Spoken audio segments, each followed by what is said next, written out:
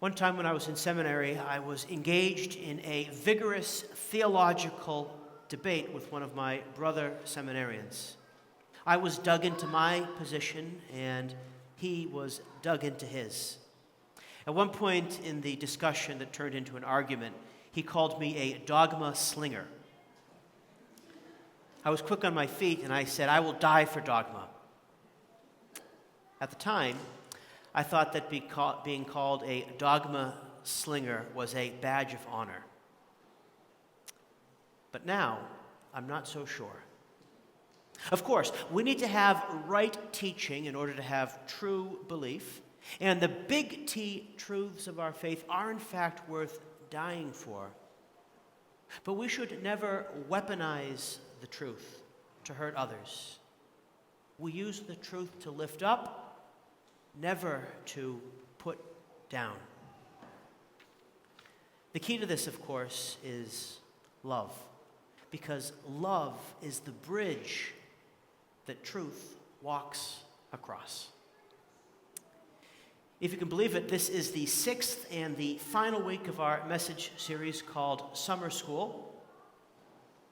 And since this is, so to speak, the last class, there is a final exam. But we'll get to this in a bit.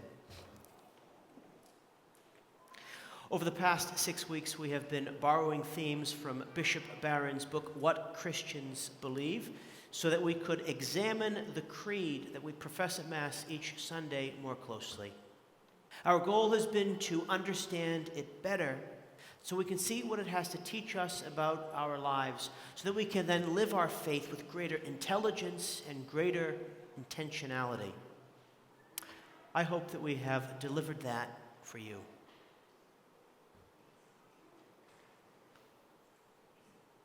Of course, everything that we've been talking about, for it to bear fruit, means that it has to be wrapped in love. Because ultimately, we will not go to heaven because of how much we know. We will only go to heaven because of how much we love. Before we dig into the last 2 lines of the Creed, which are our topic today, I just want to share a couple things that are going on in the life of our parish family. First, 1 month from today, our 9th season of Jumpstart will begin. There'll be a Tuesday morning session in Maynard and a Wednesday afternoon session in Sudbury. If any of the themes that we have touched on in recent weeks have stirred anything in your heart, then Jumpstart is a great place for you to dig deeper. And if you've not yet had the Jumpstart experience, I would love for you to have that. Second, in early November, there are already 30 parishioners signed up to join us on our pilgrimage to Fatima, Lourdes, and Barcelona. We've arranged to make some more spaces available, so if you'd want to come, we would love to have you. Say you want to go, but maybe your spouse doesn't want to go. That's okay, we've got a lot of singles going too. And if you want to leave your spouse, that's up to you. No, you bring them along. It'll be a great trip. Our last pilgrimage to Rome was really incredible, and for a lot of people it was life-changing.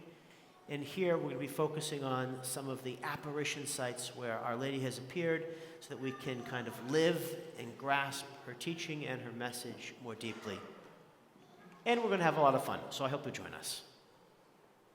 Finally, we are continuing to see a strong response to our summer appeal. As of Thursday, 56 parishioners and individuals and family members have made gifts to our summer appeal. That number is higher now. And I am so grateful to all of these people. Your giving to our summer appeal is a direct investment in our sacred spaces, our churches, where most of our ministry happens. If you have not yet made a gift to our summer appeal, I would love to hear from you. And now, the moment you have all been waiting for, the final lines of the Creed. Okay, maybe that's too much of a a little bit of an oversell. Okay, let's go to the creed. Let's look at this. Our creed will conclude, and we'll say these words in just a little bit. And I look forward to the resurrection of the dead and the life of the world to come. Amen. There is a statistic that none of us can escape. 1 out of every 1 persons, is going to die. It is a rule to which there is no exception. I don't want to be morbid, but I'm going to die, and you're going to die. However, our lives on earth are not all there is. No, we are destined, please God, to live forever. Which is why the way we live, we love, and respond to grace, God's grace now is so important. It's so important because this is what determines our eternity. The final exam that you'll get as you leave Mass today is 50 questions long. But don't worry, it's not multiple choice. It's you can use open notes, open books. If you don't know something, you can look it up online. But the final exam that you're going to get at the end of your life is only 1 question long. It is this: with God's grace, how did you love? With God's grace, how did you love? As St. John of the Cross has said, in the evening of life, we will be judged by our love. And the result of that exam is eternal. And to just give you a sense of how long eternity is, I want you to imagine the vastness of the ocean. The ocean covers 71% of the earth, spanning about 139 million square miles. The landmass of the United States could fit into it about 36 times. At its deepest point, it is 6.8 miles deep, and it comprises 352 quintillion gallons of water. In case you don't know what a quintillion is, it'll be 352 and then 18 zeros at the end, which is a little bit more than the national debt. Okay, now imagine this. So we have those quintillion gallons of water. Now imagine that just 1 drop of water was taken out every 1,000 years. 1 drop every 1,000 years.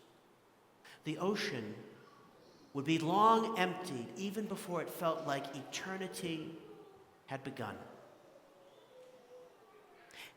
And this is important because you are destined to live for eternity. So preparing for eternity has got to be a core goal of your life.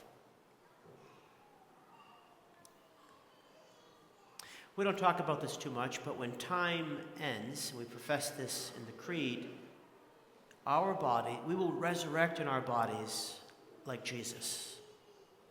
Some heresies hold that the body is not important, or that it's bad, or that it can be manipulated at will. But God created us with bodies. They're a constitutive element of who we are, and hence, they are good. We don't know much about the mechanics of how the resurrection of our bodies will work, so we can look to the words of St. Paul, who says, "Eye has not seen, ear has not heard, nor the human heart conceived what God has prepared for those who love him." In this present life, we experience sorrow, loss, suffering, sickness, pain, and death. But in the life to come, there's going to be none of that. Seeing God face to face, we will experience a contentment and a fulfillment that is beyond anything we can conceive. Okay, let's look at the gospel to see what else Jesus has to tell us about the mysteries we believe. In our gospel today, Jesus is walking along the shore of the sea, and he asks the disciples, Who do the people say that the Son of Man is?